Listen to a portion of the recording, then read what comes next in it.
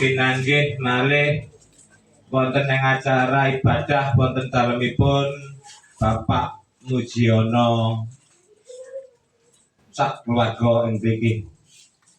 Bapak Ibu saderengipun kita tindakaken pangabekti ing sonten menika, kita langkung rumiyin sumangga kita nyaosaken puji syukur wonten ngarsanipun Gusti. Awit Gusti tansah tresnani salebete gesang kita. Sedinten muput wiwit injing ngantos ing sonten menika kita kapanggihaken kebak kanthi kawilujengan saha kapingahan krana katresnanipun Gusti piyambak. Nggih Bapak Ibu, sumangga kita wiwiti, kita memuji, kita kidungaken KPJ nomor 51 gangsal.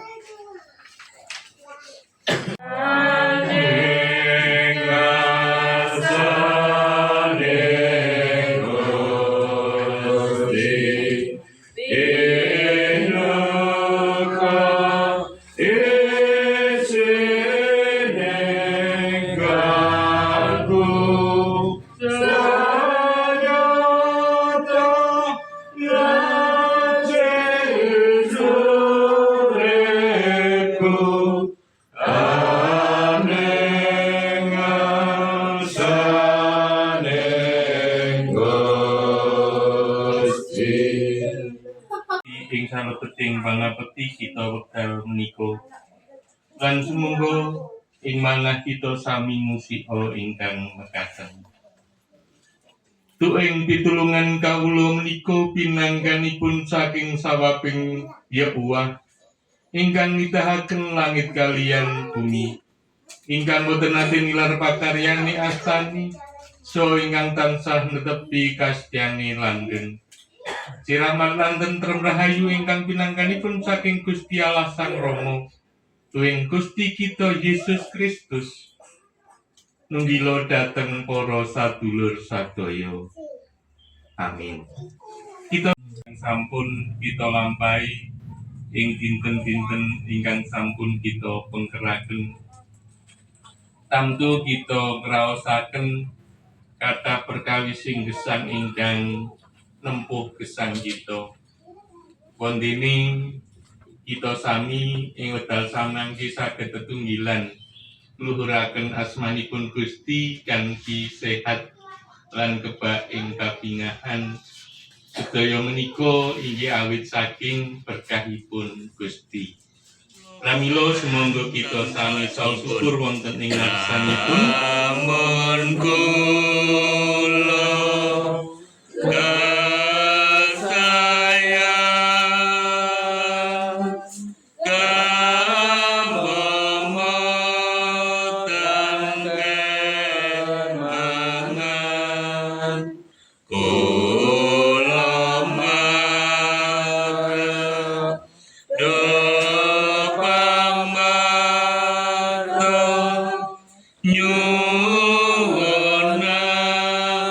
yang paduka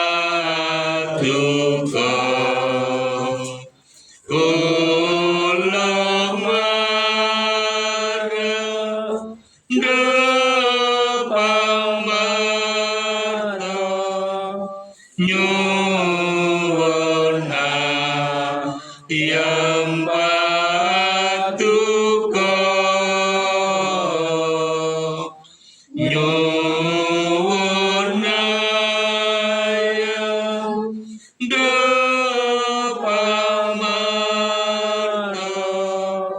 nyuwuna yang paduka.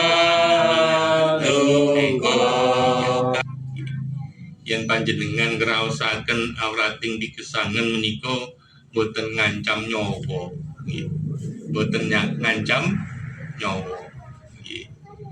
Paling panjenengan boten gadah arta nggih boten ngacam nyawa. Paling nggih namung napa rotok sabar titik meni paling gedangi tuwek mekaten. Nanging Nabi Elia menika nyawanipun ingkang dipun ancam. Nggih, Bapak Ibu Gusti mboten nekaaken panjenenganipun karso nulungi lan ngiyataken kita sanadyan kita sampun saya. Pramila monggo kita pasrahaken sedaya kawontenaning gesang wonten ing astanipun Gusti. Sampun ngantos kita menika namung ngendhelaken kegiatan kita. Awit kegiatan kita menika winates boten cekap kangge ngadepi sedaya perkawis sing gesang. Kita mbetahaken Gusti ingkang kedah-ipun tansah kita endhelaken wonten ing gesang kita. Mugi-mugi panjenengan tansah ngajeng-ajeng kegiatan saking Gusti awit kathahing perkawis sing gesang ingkang kita adepi. Gusti berkahi. Nyipati kung pakaryaning Gusti lan salajengipun nyipati kung pakaryaning Gusti lintang abyor ing dalu kang sepi wagum lega ing gluduk ing akasa kulungungun kung ingkang mulyanda nyawa kula yasung puja yakti Allah Maha Kuasa nyawa kula yasung puja yakti Allah Maha Kuasa ingkang kawula sami tampeni Gusti kawula akeni bilih ing pigesangan menika kawula ugi nate ngraosaken saya matur nuwun dene paduka sampun paring panginget dumateng kawula sami lumantar lelampahanipun Nabi Elia. Pramila doalah mugi paduka tansah nyagetaken kawula sami ing pigesangan menika tansah ngendhelaken paduka awit kegiatan kawula menika winates boten cekap kangge ngadepi perkawis ingkang nempuh gesang kawula. Inggih nalika kawula sami ngendhelaken paduka kemawon kawula saged lampahi ngadepi perkawis sing gesang kawula lan kawula ngraosaken katentremaning pigesangan. Gusti ing wekdal menika kepareng kawula sami ngaturaken pandonga syafaat kangge sedherek kawula kinasih ing mriki inggih Bapak Mujiono. Gusti paduka pirsa menapa ingkang dipun alami dening brayat kawula ing mriki. Paduka ugi pirsa menapa ingkang dados pengajeng-ajengipun. Sedaya kawula pasrahaken wonten ing ngarsa paduka Gusti. Mugi paduka piyambak ingkang makarya, paduka ingkang amberkahi, supados Bapak Mujiono lan brayat saged ngadepi perkawis sing gesang kanthi sae. Lan kawula ugi nyenyuwun paduka berkahi menapa ingkang dados pangajeng-ajengipun supados sedaya sami saged maujud lan dados kabingatanipun pados pisan Gusti kali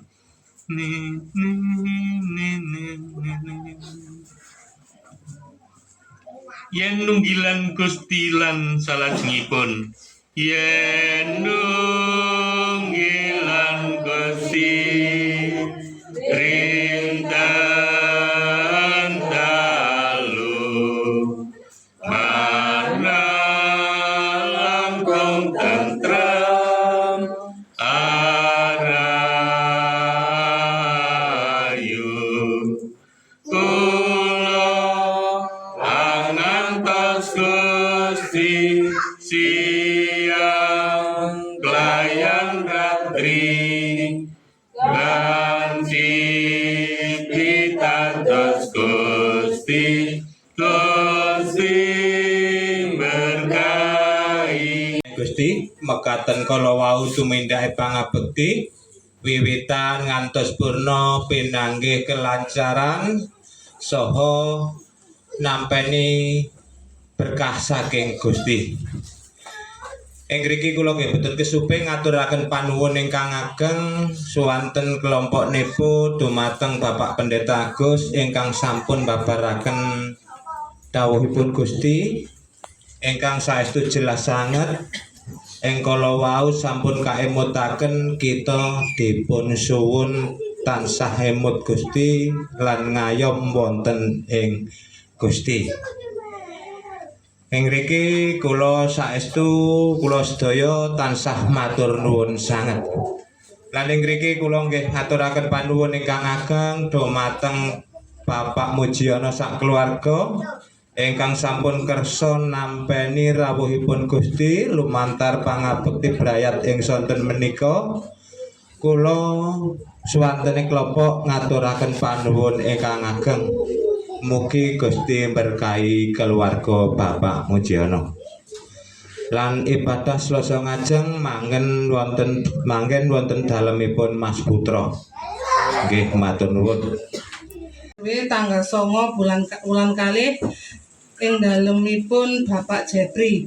Persembahan jemaat setunggal boleh nggih dipayanto jam 6:30 sore nggih. Monggo Bapak Ibu sedaya kita mengikuti latihan nyanyi. Demikian Bapak Ibu Saudara Marta dari KRW. Untuk selanjutnya saya berikan kepada Bapak Mujiono.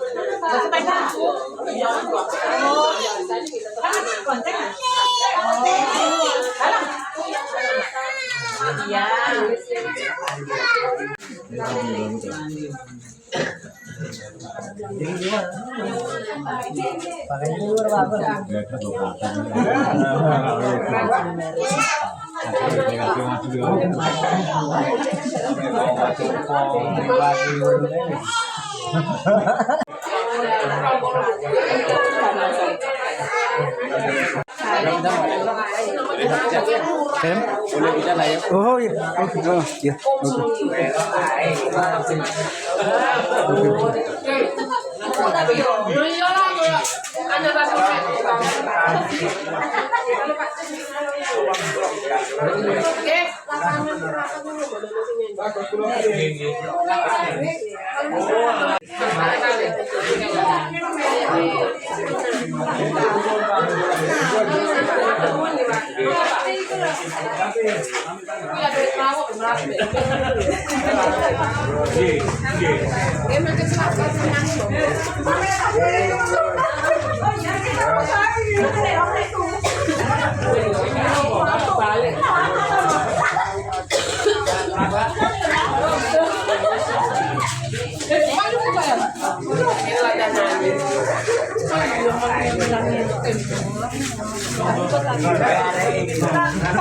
Iya, iya.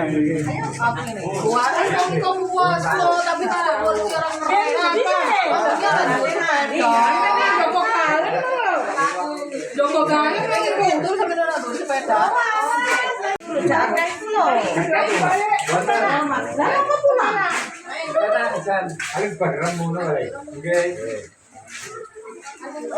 Iya, Mak. Mbak, monggo. Tekan Mbak Mangen. Oh, nggih.